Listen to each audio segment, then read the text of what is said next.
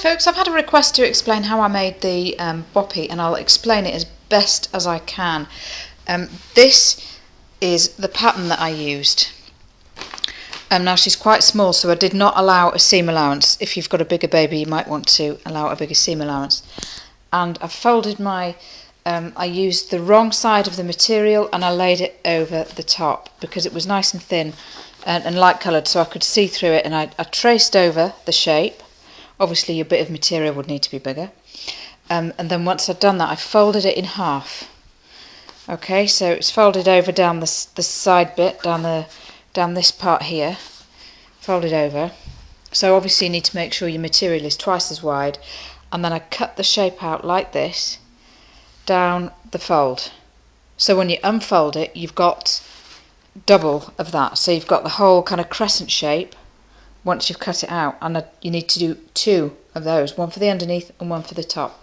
I'm just going to take you out of there, sweetheart, so I can demonstrate using your pillow. So then I've sewn down the side. Now I only did a running stitch, and I only did it by hand. It's not going through the washing machine or anything, so I wasn't overly, I just did as neat as I could. And I left a gap here. As you can see, this isn't sewn sort of right sides together.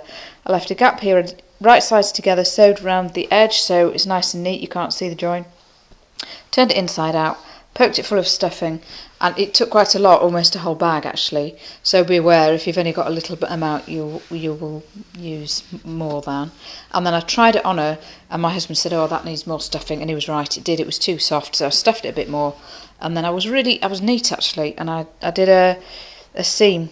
I hemmed it. I wouldn't normally, but you make more effort with the babies than you do with your own stuff. I wouldn't have done that if it was my skirt. So, also, Unky wants to give a big wave to his cousin Funky and his cousin Jenny.